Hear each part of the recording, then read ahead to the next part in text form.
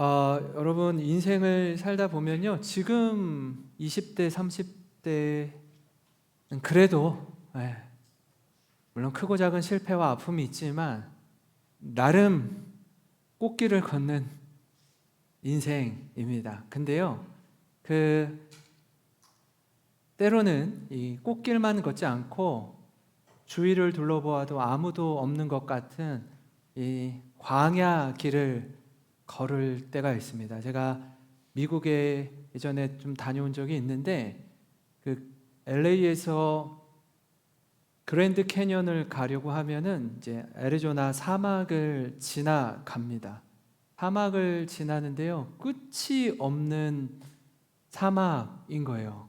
가다 보니까 기차가 지나가는데 화물 기차인데요, 이 기차에 한 량 이렇게 달려서, 보통 우리는 서울에 가면 지하철에 한 10량, 그리고 이제 KTX를 2개 이으면 한 20량, 많으면 30량까지 이렇게 이어서 가거든요. 여기 갔는데 끝이 없는 거예요. 이게 화물차가 이렇게 세워봤어요. 세워봤더니 100량이 넘게 달고 서부에서 동부로 이렇게 가는 기차들이 있습니다. 그러니까 사막이니까 아무것도 없으니까 그 기차 수가 세워지는 거예요. 그런 인생의 광야길, 아무도 없는 그런 길을 지나는 사람들도 있습니다. 인생은요, 이 꽃길과 광야의 반복입니다. 그러니까 인생이 늘 좋지 않아요. 지금 좋은 분들 계시잖아요. 지금 힘든 분들 계시잖아요. 그게 영원하지 않아요. 그 힘든 시간들이 새롭게 되어져서 꽃길을 걷기도 하고요, 영원히 꽃길일 줄 알았는데 가시밭길을 걸을 때가 있어요. 근데 그런 엎치락 뒤치락하는 여정 가운데 하나님이 우리를 찾아와 만나주시는 때가 있습니다. 그때가 언제냐면 광야를 걸을 때요. 광야를 걸을 때 광야에 있는 우리를 찾아오십니다. 그렇기 때문에 이 시간을 잘 통과해야 합니다. 찬양 중에서 광야를 지나며라는 찬양이 있어요. 아세요? 광야를 지나며라는 찬양이 언제 나왔나 봤더니 지금부터 10년 전에 나온 곡이더라고요.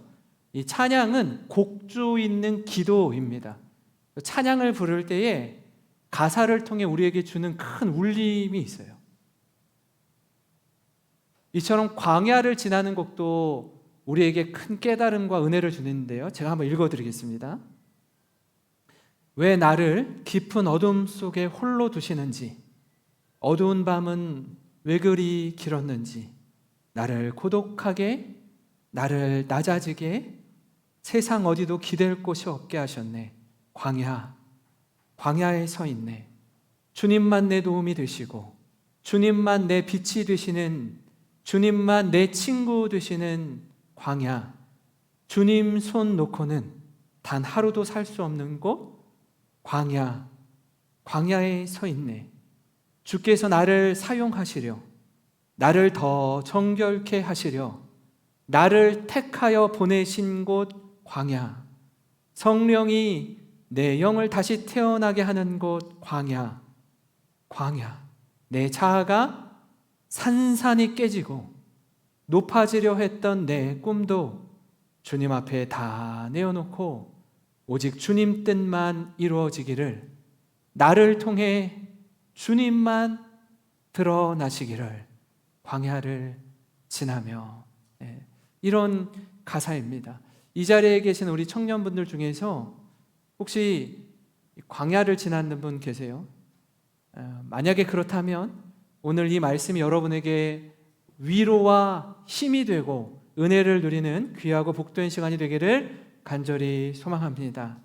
여러분, 오늘 말씀은요, 여주인 사라에게서 쫓겨난 하갈의 이야기를 담고 있습니다. 그녀는 고향이 이집트, 애굽이었습니다. 아브라함의 아내였던 사레의 몸종, 여종이기도 했습니다. 그러던 중에 어느 날 여주인 사레의 뜻에 따라서 갑자기 남자 주인인 아브라함과 함께 동침하라고 이야기를 하는 거예요. 너를 통해서 상속자를 얻기 위해 아브라함의 첩이 되는 겁니다. 그리고 동침을 하죠. 그때 하갈이 임신을 하게 됩니다.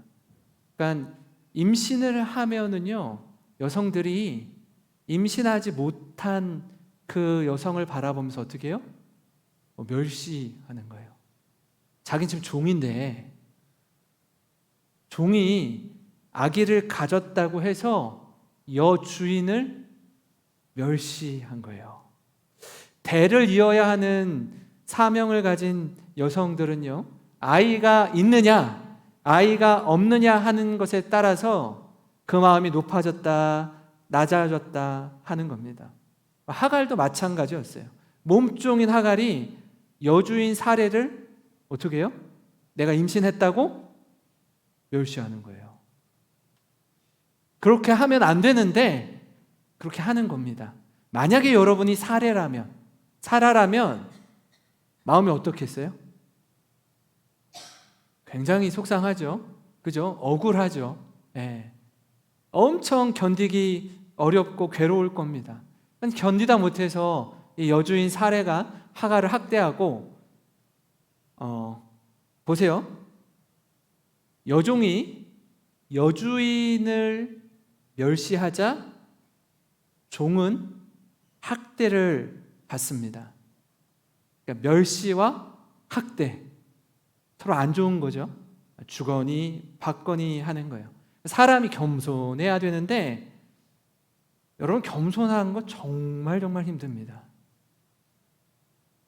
겸손이란 무슨 뜻이냐면 남을 존중하고 자기를 내세우지 않는 태도를 겸손이라고 해요. 이게 이 마음이요, 내가 좀 가지고 있을 때, 내가 좀 누리고 있을 때, 내가 좀 높아졌을 때 가져야 하는 마음이거든요.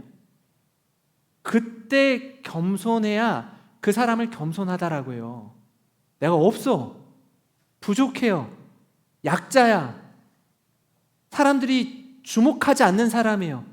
그 사람이 겸손한 거는 겸손하다고 하지 않아요. 그냥 당연한 거예요. 근데 있을 때, 가질 때, 주목받을 때 겸손하기란 여간 어려운 게 아닙니다. 하갈도 그렇잖아요. 여러분, 임신하니까 상황이 달라지는 거예요.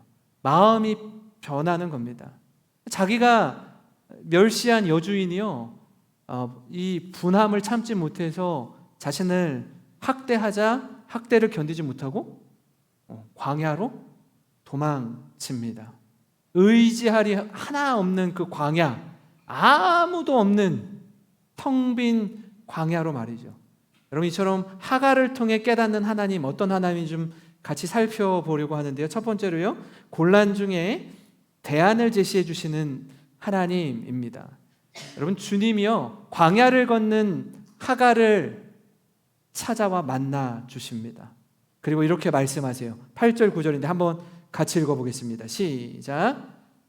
이르되 사라의 여종 하갈아, 내가 어디서 왔으며 어디로 가느냐? 그가 이르되 나는 내 여주인 사례를 피하여 도망하나이다. 여호와의 사자가 그에게 이르되 내 여주인에게로 돌아가서 그 수하에 복종하라. 그녀가요, 도망쳐요. 학대를 견디지 못해서 집을 나옵니다.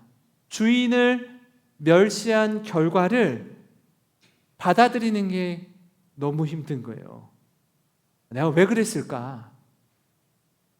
왜 어리석은 행동을 했을까? 마음이 복잡한 겁니다. 그런 하갈에게 여호와의 사자가 나타나 대안을 제시해줘요. 어떻게 하라고 하죠? 여주인에게로 돌아가라는 거예요. 수하에 복종하래요. 하갈이 가고 싶을까요? 가기 싫을까요? 가기 싫죠. 그거 몇 군 두고 지금 도망쳐 나왔는데 다시 자기 발로 어떻게 거길 돌아가요? 근데 가라는 거예요. 광야에 서 있는 것처럼 아무것도 없는 삶의 현장에 하나님이 찾아오셔서 기가 막혀 앉아 울고 있는 사라에게 대안을 제시해 줍니다. 한번 생각해 볼까요? 여러분, 아브라함과 사라와 하갈, 이 뜻하지 않은 삼각관계 속에서 하갈이 임신하고 사라가 하갈의 멸시를 견디지 못해 학대해요. 임신하면은 일반적인 가정은 어때야 돼요? 원래는 부부가 결혼해서 임신을 하면 온 가족이 기뻐해야 되죠. 선물이죠. 요즘에 이 청년들 가정을 이루고 신혼 부부가 되고 자녀를 의도적으로 갖지 않는 젊은 부부들도 있어요. 왜요? 둘이 좋거든요. 여러분, 결혼하면요 좋아요. 별로 안 좋아하는 것 같은데 결혼하면요 좋아요. 네? 이렇게 뭐 집에 바래다 주고 또 이쪽으로 집에 데려다 이럴 이거 없어요. 어느 때나 볼 수 있단 말이에요. 그러니까 둘이 있으면요 너무너무 행복해요. 둘만으로도 족한 줄 알고 살아요. 그렇기 때문에 자녀에 대한 생각 잘 안 해요. 자녀가 생기면요 또 자녀를 통해서 주시는 그 놀라운 기쁨과 은혜가 있거든요. 근데 이거를 그저 경제적으로 계산하거나 이거를 힘들다라고 여기거나 육아가 힘들긴 힘든데 그거를 그렇게 접근하면 자녀를 가질 수가 없어요. 하나님 분명히 자녀를 통해서 주시는 엄청난 기쁨이 있어요. 근데 자녀를 의도적으로 갖지 않다가 내가 이제 갖고 싶을 때가 돼서 가지려고 하잖아요. 안 생기는 경우가 제법 많아요. 자녀를 못 갖는 경우가 너무 많이 있어요. 내 마음대로 안 돼요. 내 뜻대로 안 된다고요. 근데 사례가 자녀가 없으니까 당시에 여종을 통해서라도 자기 남편의 대를 잇기 위해서 내어준 것 아닙니까? 하갈이 아기를 갖게 되었으면 다 같이 기뻐해야 되는데 그게 생각처럼 쉽지 않은 거예요. 관계가 복잡해지는 겁니다. 견디다 못해 하갈이 도망쳤는데 한번 생각해 볼까요? 아브라함과 사레가 광야로 도망친 하갈을 찾으러 갔을까요? 안 갔을까요? 갔다라고 생각하면, 만약에 갔다라고 생각하면 어떤 의도로 찾으러 갔을까요? 잡으면? 도망친 여종을 잡으면 죽는 거예요. 그죠? 차라리 안 오는 게 나아요. 안 오는 게. 지금 본인은 다시 돌아가고 싶지 않아요. 근데 하나님의 사자가 뭐라고 해요? 돌아가서 그 수하에 복종하며 살라라고 해요. 그게 살 길이라고 가르쳐 줍니다. 지금 너 힘들지? 너 어렵지? 그러지만 버티고 견디라고, 겸손하라고 가르쳐 주시는 거예요. 사랑하는 청년 여러분, 살다 보면요 뜻밖의 기회, 여종이었던 하갈은요 이거 내가 뭐 원치 않던 임신이에요. 뜻밖의 기회를 얻을 때가 있습니다.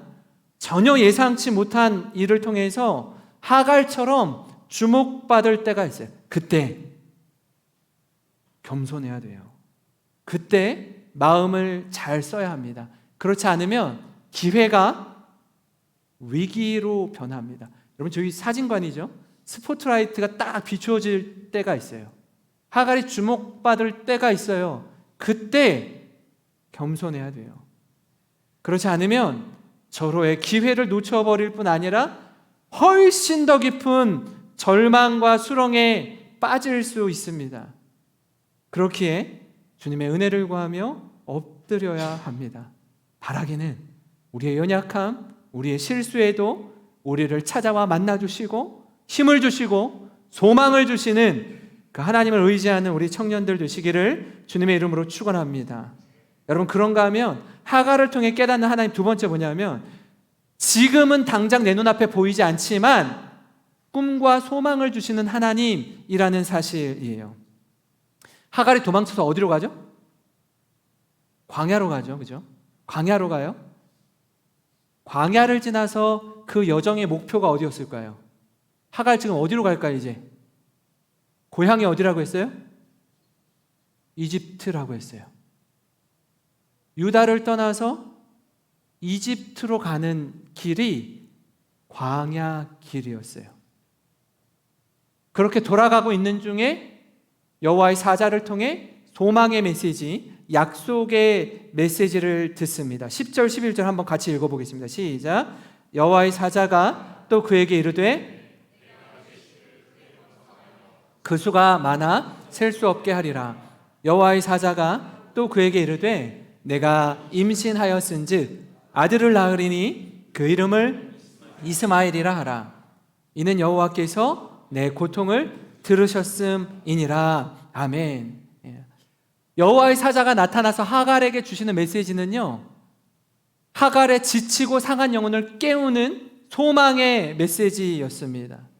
그렇게 듣고 싶었던, 그렇게 위로받고 싶었던, 그렇게 소망을 갖고 싶었던 메시지를 여호와의 사자가 전해주면서 네가 아들을 낳으리니 이름까지 정해줘요. 뭐라고요?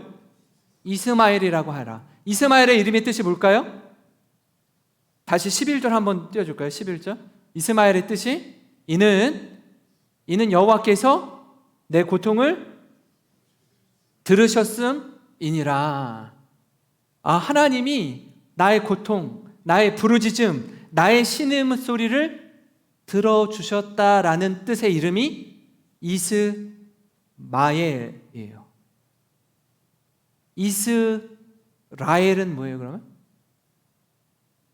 야곱이 천사와 야복강 나루터에서 씨름하다가 겨루어 이깁니다. 하나님과 겨루어 이겼다라는 이름의 뜻이 이스라엘이에요. 이스마엘은 하나님이 내 눈물, 내 고통, 내 신음소리를 들으셨다라는 뜻이 이스마엘이에요. 그럼 나중에 자녀를 낳아서 이스마엘 이렇게 부를 때 하갈은 어느 때를 떠올릴까요? 지금 이 광야의 시간을 떠올릴 거예요. 홀로 된 것 같은, 아무도 나를 찾지 않는, 아무도 주목하지 않는, 버림받은 상황에서 나를 부르신 하나님, 나의 작은 신음에도 응답하시는 하나님, 그 하나님을 기억하면서 다시 일어서게 되는 것입니다. 여러분, 요즘 청년들이 갖는 여러 가지 고민 중 하나가 뭐냐면 취업과 결혼일 거예요. 그죠? 지금 고등학교를 졸업하고 대학을 다니는 친구들도 여기 있고요. 대학을 졸업하고 사회생활을 시작하는 청년들도 있습니다. 근데 이게요, 관문이 너무 좁아요. 우리 부모님 세대랑 또 다릅니다. 경쟁이 너무 치열해요. 일자리가 부족하다라고 아우성입니다. 우리 청년들, 제가 분당에 있을 때 하나 놀랬던 게 있어요. 분당의 정자동에 가면 네이버가 있어요. 네이버가. 근데 제가 이제 정자동 교구를 할 때 신혼부부 다락방에 가서 이렇게 우리 가정에 가서 신방을 하면요, 한 15평, 12평 이런데 아파트에 사는 신혼부부들을 만나요. 외제차 타고 다녀요. 어디에서 근무해요? 이렇게 물어보면 거의 다 삼성이라고 얘기해요. 저는 삼성 들어가기가 다 삼성이래. 다 삼성, 다 네이버, 다 다음 카카오 다닌대요. 그래서 나는 여기 들어가기가 쉬운가? 죄다 다 여기 다닌데? 근데 다 집은 조망만한 집에서 살아요. 어마어마한 월세를 내고 다 거기 들어가려고 하거든요. 들어가기 힘들어요. 어렵습니다. 경쟁률이 장난이 아니에요. 근데 놀라운 사실은 뭐냐면 자영업을 하시거나 중소기업을 경영하는 우리 집사님, 장로님들을 만나 뵙고 인사를 드리면 그분들이 하는 또 다른 이야기가 있어요. 직원 구하기가 너무 힘들대요. 직원 구하기가. 그래서 죄다 외국인 노동자를 고용해서 회사를 경영하고 계신 거예요. 왜 그런가 알아봤더니 대한민국 청년들은 힘든 일, 고된 일은 안 하려고 한대요. 내가 원하는 일이 있어요. 근데 좀 수고하고 땀 흘리고 애쓰는 일은 하지 않는데요. 더 놀라운 건 외국인 노동자들도 우리나라 노동자와 똑같이 월급을 줘야 된대요. 그래서 그 친구들이 어마무시하게 월급을 많이 받는데요. 그래도 힘든 일은 하기 싫대요. 그러니까 이게 양극화된 내용들이요, 이쪽에는 아무도 지원을 안 해서 사람이 없다라고 하고요, 이쪽에는 경쟁률이 어마어마한 거예요. 가고 싶은 마음은요, 모든 청년들이 다 똑같습니다. 똑같아요. 무엇을 선택하느냐?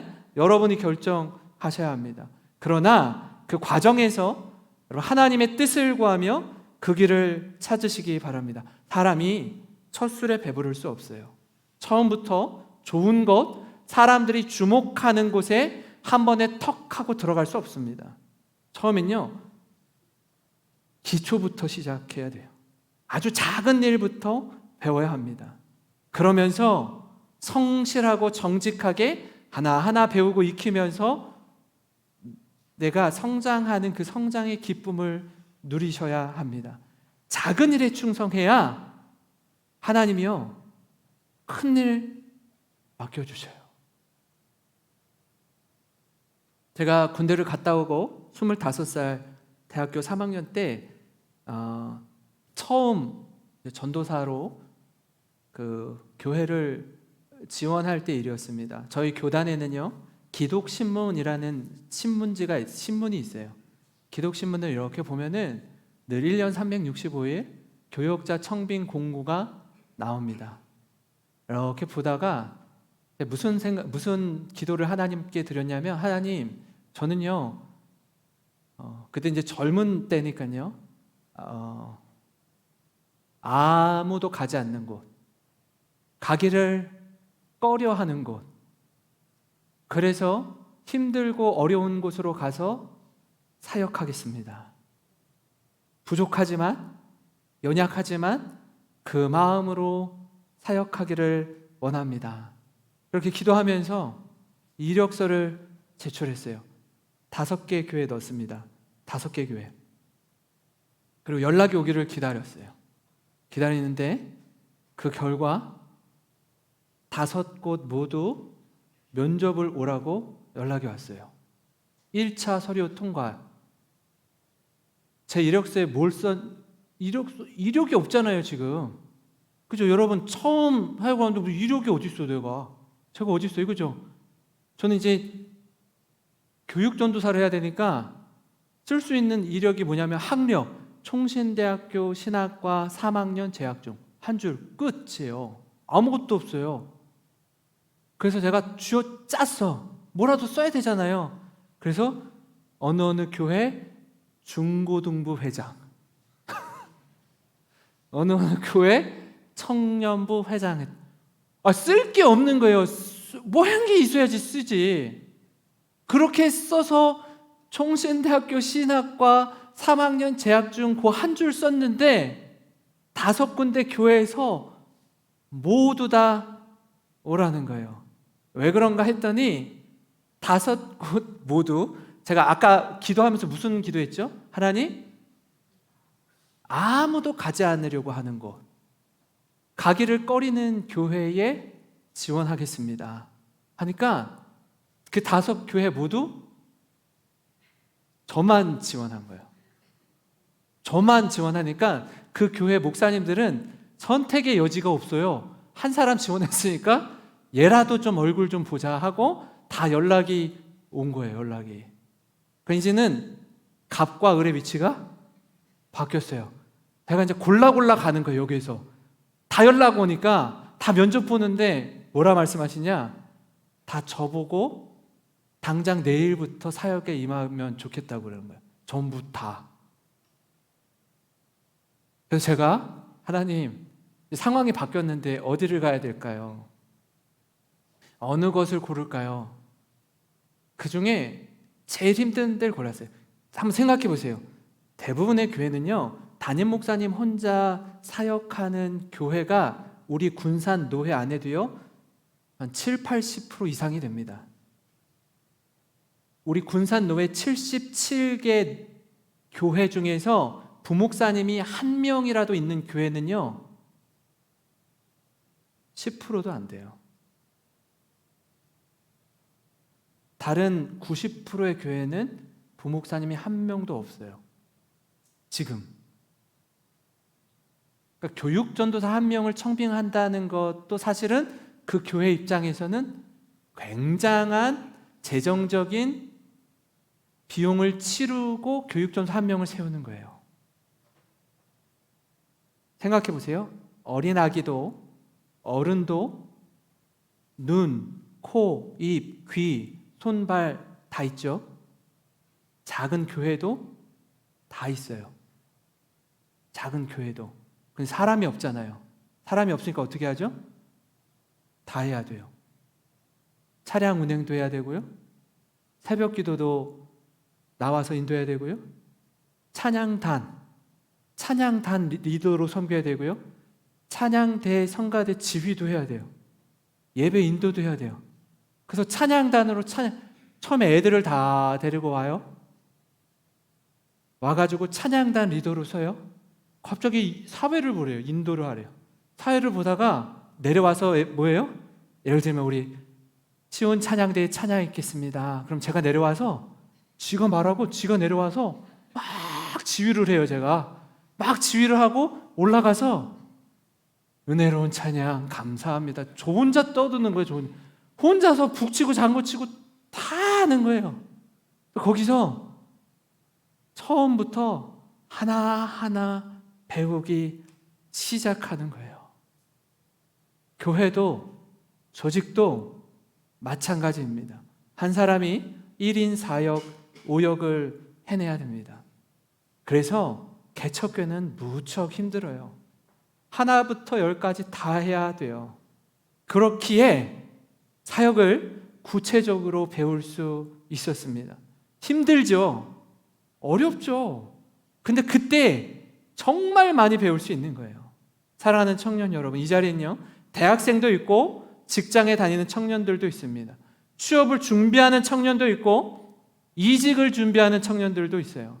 어떤 형편에 있든지 그 어느 것 하나 사실 쉬운 게 없습니다. 지금 당장 우리는요, 막 꽃을 피웠으면 좋겠어요. 근데 그 전에 하나님이 주시는 꿈과 소망을 가지고 그 있는 그 자리에서 충성되게 감당하잖아요. 하나님이요, 그 사람을, 다윗을 양을 지키는 목자의 울타리에서 딱 데리고 어디에다 놔요? 이스라엘의 장군으로 세워주셔요. 작은 일에 충성하면 하나님이 때가 되면 반드시 사용해 주실 줄 믿으시기 바랍니다. 그렇게 오늘을 멋지게 살아내는 우리 모든 청년 되시길 주님의 이름으로 축원합니다. 마지막으로요, 하갈을 통해 깨닫는 하나님은 연약한 모습에도 불구하고 나를 살펴주신다라는 거예요. 하갈이 광야에 서 있는 건 그녀의 교만 때문이었습니다. 주인의 아이를 임신했다는 이유로 자신의 여주인을 멸시한 결과였어요. 누구 잘못 아니에요. 자신이 뿌린 대로 얻은 열매입니다. 어떻게 보면요, 우리도 그렇습니다. 성경 인물 중에 막 유명한 사람 있잖아요. 아브라함, 사라, 모세, 여호수아, 다윗과 요나단, 에스더와 모르드게, 다니엘과 요셉 같은 대단한 인물들에 비해서는요, 우리가 우리 스스로 생각할 때 한없이 초라하고 부족한 인생입니다. 누구도 주목하지 않는, 누가 우리를 주목하겠어요? 마치 우리는 하갈과 같은 인생이에요. 그래서 몇몇 분들은 이렇게 생각하는 분 있어요. 야, 나처럼 주목받지 못하는, 나처럼 아무것도 아닌 그런 연약한 존재를 하나님이 기억하실까? 하나님이 나를 주목하실까? 하나님이 내 기도에 응답하실까? 그렇게 생각할 수 있다고요. 그러나 그런 광야의 한복판에 있는 하갈을 만나주시는 하나님이라는 거예요. 찾아오시는 하나님이라는 것입니다. 13절, 14절 같이 읽습니다. 시작. 하갈이 자기에게 이르신 여호와의 이름을 나를 살피시는 하나님이라 하였으니 이는 내가 어떻게 여기서 나를 살피시는 하나님을 배웠는고 함이라.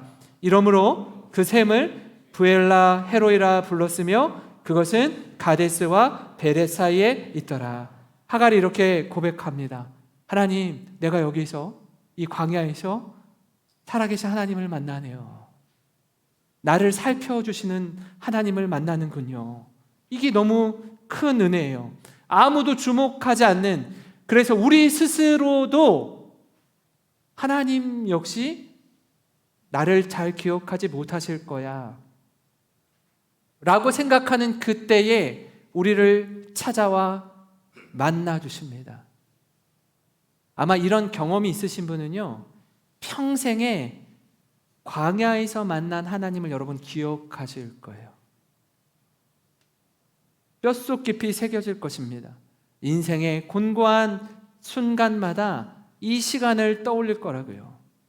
때로는 하나님과 멀어졌을 때 그 장소를 생각하는 거예요. 여기서 주님을 만났지. 이곳에 주님이 나를 찾아봐 주셨지. 그 여러분 영적인 그런 영혼의 고향, 그 영혼의 깊은 거룩한 흔적을 여러분 새기셔야 합니다. 그래야 위기의 때, 힘들 때 그때를 기억하고 그곳에 가서 만나려고 하는 거예요. 제가 점점 세월이 흐르고 자녀들이 성장하면서 제가 자랐던 그 초등학교, 중학교, 고등학교를 가고 싶더라고요. 제 인생에 그 추억이 묻어있던 그곳, 제가 자랐던 집, 그곳에 찾아가 보고 싶은 마음이 들더라고요.